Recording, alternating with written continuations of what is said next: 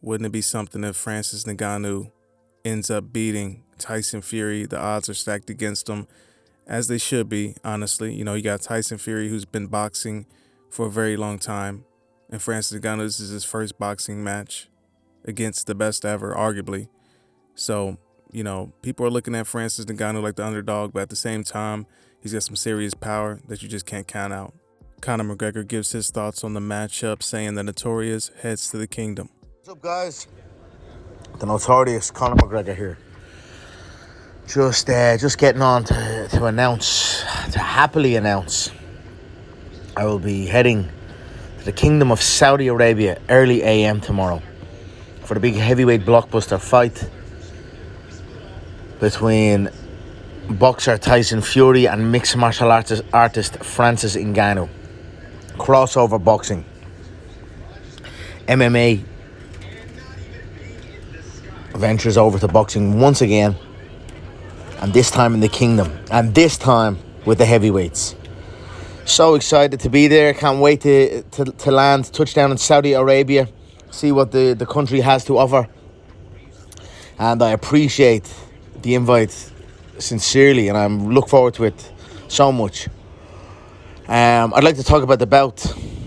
Great bout, interesting bout. Francis Ngannou, for me, is more of a kickboxer and a slash boxer than he is a mixed martial artist, in my opinion. No, he's more of a stand-up fighter than he is a mixed martial artist.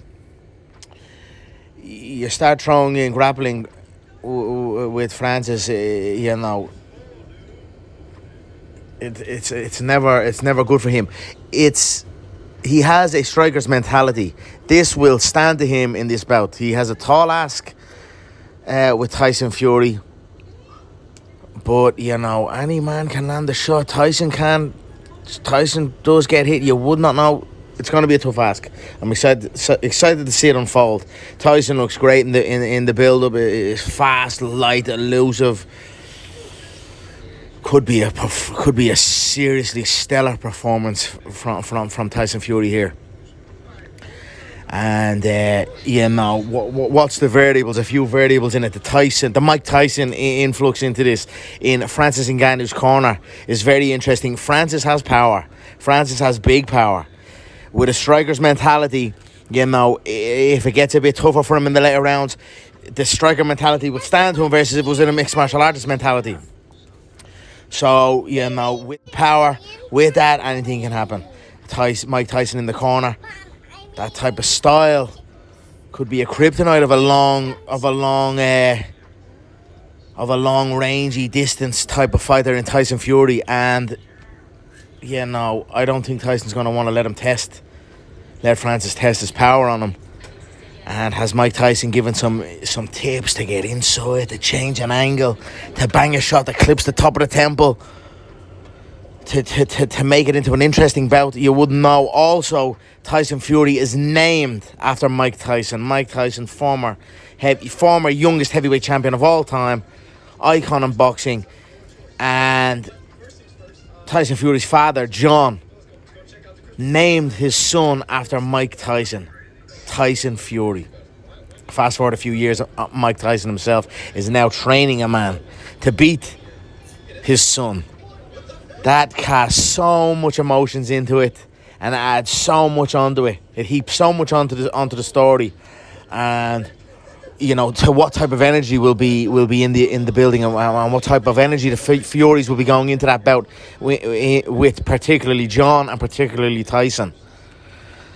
So it is a very interesting bout with all these things considered, and the Kingdom has invited me there. The Kingdom and His Excellency has invited me there, and I'm happy to accept, and I can't wait. See you all tomorrow. God bless.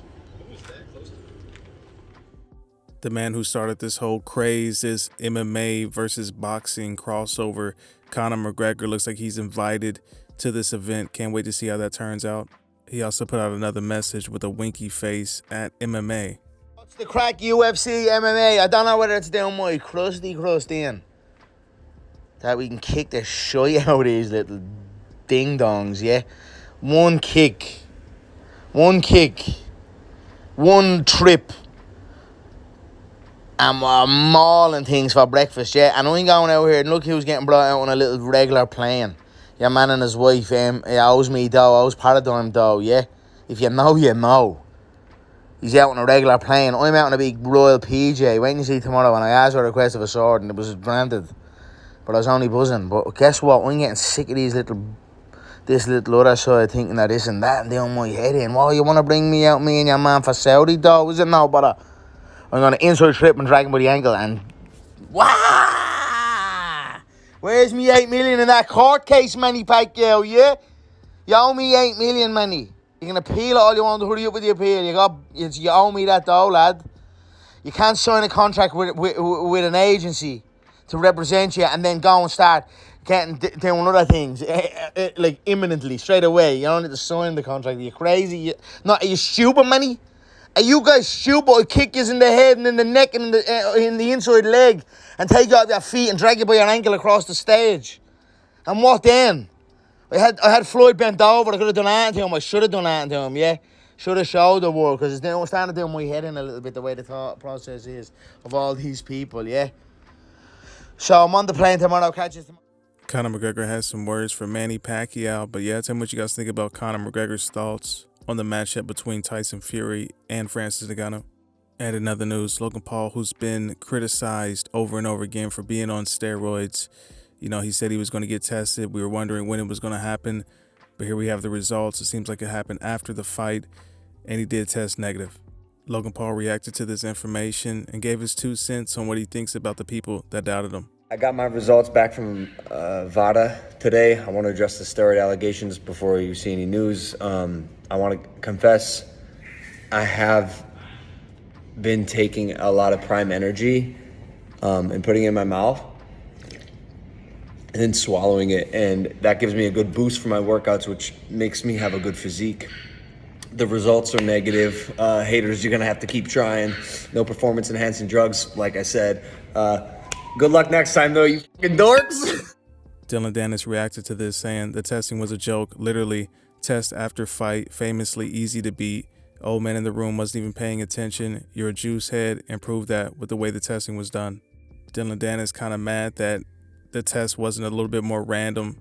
You know, he says that when people know the time and date the test is, they can do things to pass the test and not fail it. That's the reason why USADA was so good, because their testing was randomized. So he's kind of saying that since Logan Paul knew when the test was, it's kind of like he cheated the system. But at the end of the day, Logan Paul did test negative. But tell me what you guys think about all this stuff in the comments below.